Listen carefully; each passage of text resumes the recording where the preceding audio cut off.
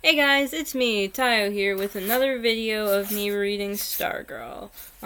Today is chapter 31. Possibly 32 depending on how long the chapter is. I'm not sure yet. I haven't read it yet. Well, I've read it. I read the book before, but it was a while ago, so I can't remember how long this chapter is. I don't have anything to say, so I'll just start reading. Open.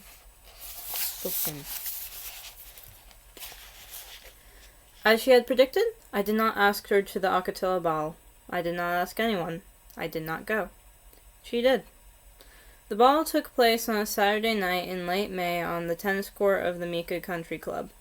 When sunset was down to a faintly glowing ember in the west and the moon rose in the east, I went forth on my bicycle. I coasted by the club, festooned with the Cantonese lanterns. The ball in the distance looked like a cruise ship at sea. I could not identify individuals, only stirrings of color. Much of it was powder blue.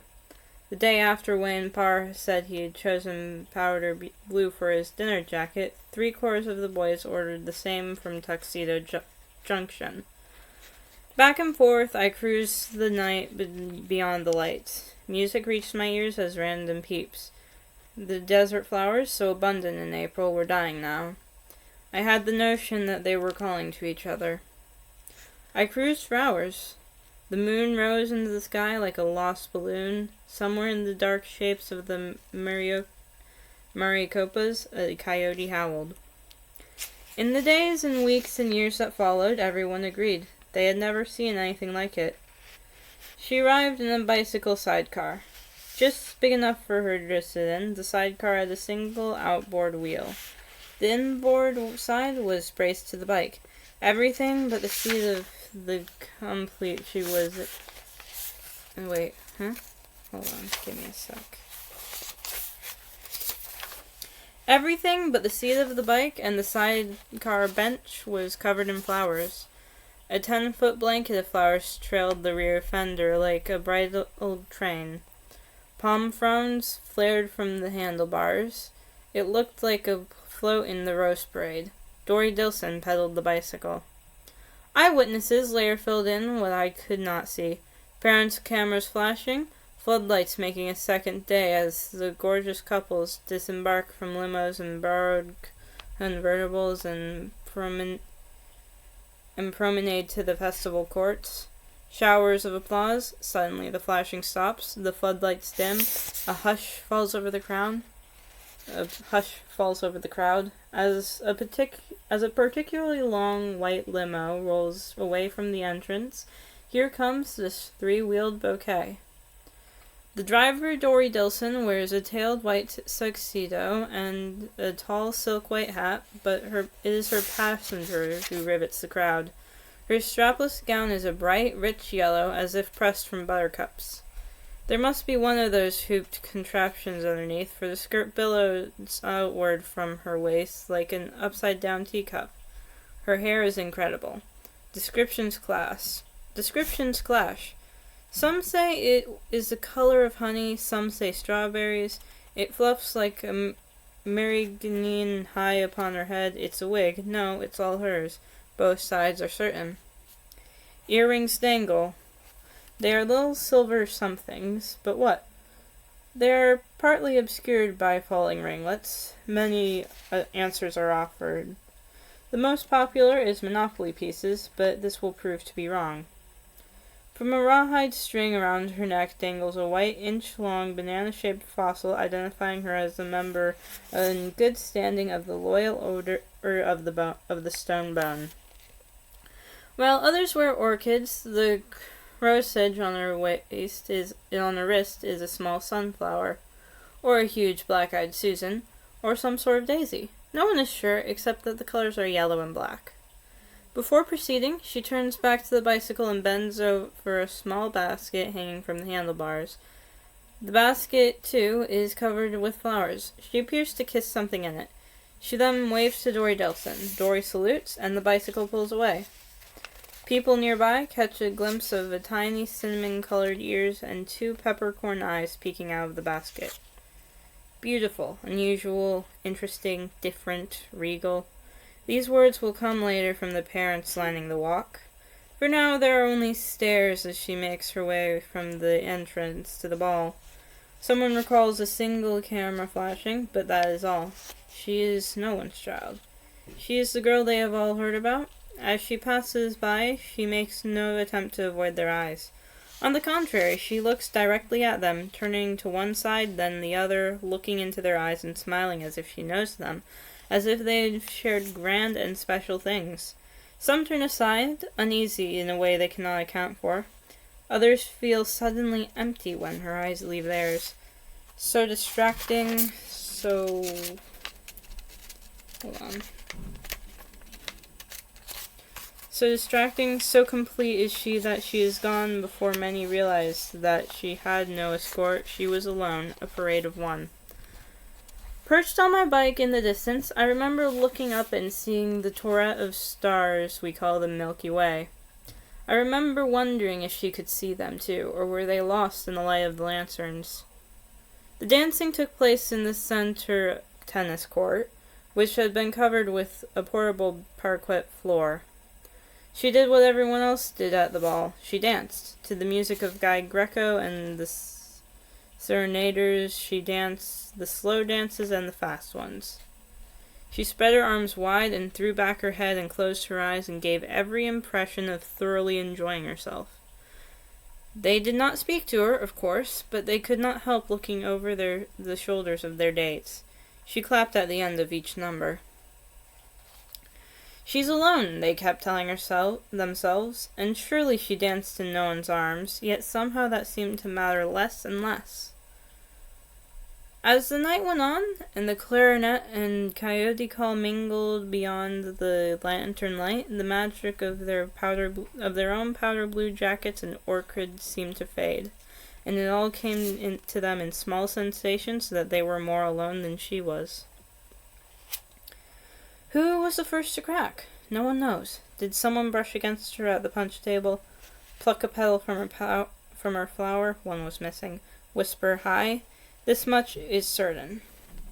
A boy named Raymond Studemacher danced with her.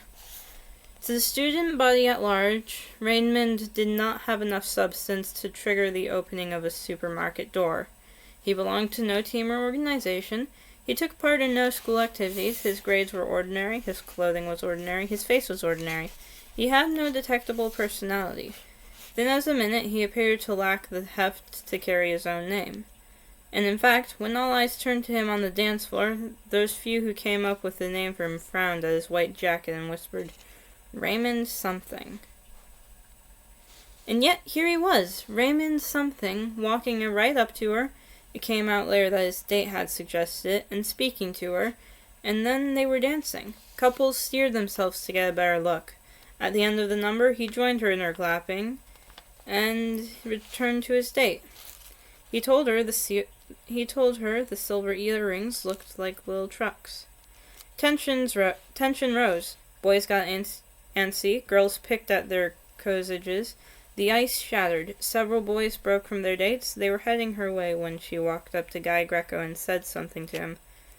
Guy Greco turned to the serenaders, the baton flashed, and out came the sounds of what that old teen dance standard, the bunny hop. Within seconds, a long line was snaking across the dance floor. Stargirl led the way, and suddenly it was December again, and she had the school in her spell. Almost every couple joined in. Hillary Kimball and Wayne Parr did not. The line curled back and forth across the netless tennis courts. Stargirl began to improvise. She flung her arms to a make-believe crowd like a celebrity on parade. She waggled her fingers at the stars. She turned her fists like an egg beater. Every action echoed down the line behind her. The 3 hops of the bunny became 3 struts of a vaudeville vamp, then a penguin waddle, then a tippy-toed priss. Every new move brought new laughter from the line. When Guy Greco ended the music, howls of protest greeted him. He re-struck the downbeat. To delayed squeals, Stargirl led them off to the parquet dance floor onto the other courts, and then through the chain-link fence and off the tennis courts altogether. Red carnations and wrist cords flashed as the line headed onto the practice putting green of the golf course. The line dawdled around the holes, in and out of side pools of lantern light. From the dance floor it seemed to be more than it was. 100 couples, 200 people, 400 dancing legs seemed to be a single festive, flowery creature, a fabulous millipede. And then there was less and less to see as the head vanished and the rest curled through the fringe of light and followed, like the tail of a powder blue dragon, into the darkness. One girl in chiffon had a tiff with her date and ran off towards the first tee, calling, "Wait for me!" She looked like a huge mint-green moth. Their voices came clearly from the golf course. The laughing and yelping made a rancorous counterpoint to the metronomic talk of the bunny's never-ending hop. Once, in the light of the quarter moon, they appeared in the silhouette on a domed, distant green, like figures dancing in someone's dream. And then, quite suddenly, they were gone, as if the dreamer had awakened. Nothing to see, nothing to hear. Someone called, "Hey!" after them, but that was all. It was, according to those left behind, like waiting for a diver in the water to return to the surface.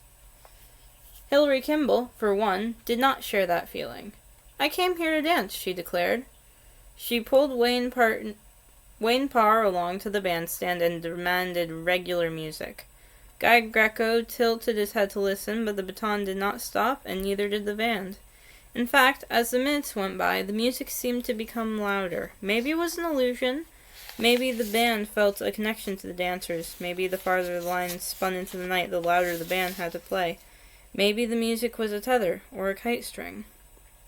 Hilary Kimball dragged Wayne Parr out to the middle of the parquet floor. They slow danced, they fast danced, they even tried an old-fashioned jitterbug. Nothing worked. Nothing went with the triple-thumping drum beat but the bunny hop itself. Hilary's orchids shed petals as she beat her fist on Wayne Parr's chest. "Do something!" she yelled. She ripped sticks of chewing gum from his pocket. She chewed them furiously. She spit the wad and pressed the gum into her ears. The band played on. Afterward, there were many different guesses as to how long the bunny hoppers were actually gone. Everyone agreed it seemed to be hours. Students stood under the last line of lanterns, their fingers curling through the plastic-coated wire of the fence, peering into the vast blackness, straining for a glimpse, a scrape of sound. All they heard was the call of a coyote. A boy dashed wildly into the darkness. He sauntered back, his blue jacket over his shoulder, laughing. A girl with glitter in her hair shivered. Her bare shoulders looked as if she were cold. She began to cry. Hilary Kimball stalked along the fence, clenching and unclenching her fists. She could not seem to stand still. When the call finally came, "They're back!" It was a lone watcher from the far end. 100 kids, only Hilary Kimball stayed behind, turned and raced down 8 tennis courts, pastel skirts flapping like stampeding flamingos. The fence buckled outward as they slammed into it. They strained to see. Light barely trickled over crusted earth below the fence. This was the desert side. Where? And then you could hear whoops and yahoos out there, somewhere, clashing with the music. And then, there! A flash of yellow, Stargirl leaping from the shadows. The rest followed out of the darkness, a long, powder-blue, many-headed birthing hop, hop, hop. They were still smack on the beat. If anything, they seemed more energized than before. They were fresh. Their eyes sparkled in the lantern light. Many of the girls wore browning, half-dead flowers in their hair. Stargirl led them along the outside of the fence. Those inside got up a line of their own and hopped along. Guy Greco struck the downbeat 3 final times. Hop, hop, hop. And the 2 lines collided at the gate in a frenzy of hugs and shrieks and kisses. Shortly after, as the serenaders gratefully played Stardust, Hillary Kimball walked up to Stargirl and said, "You ruin everything." And she slapped her. The crowd grew still instantly. The 2 girls stood facing each other for a long minute. Those nearby saw in Hillary's shoulders and eyes a flinching. She was waiting to be struck in reply. And in fact, when Stargirl finally moved, Hillary winced and shut her eyes. But it was lips that touched her, not the palm of a hand. Stargirl kissed her gently on the cheek. She was gone by the time Hillary opened her eyes. Dory Dilson was waiting. Stargirl seemed to float down the promenade in her buttercup gown. She climbed into the sidecar, the flowered bicycle rolled off into the night, and that was the last any of us ever saw of her.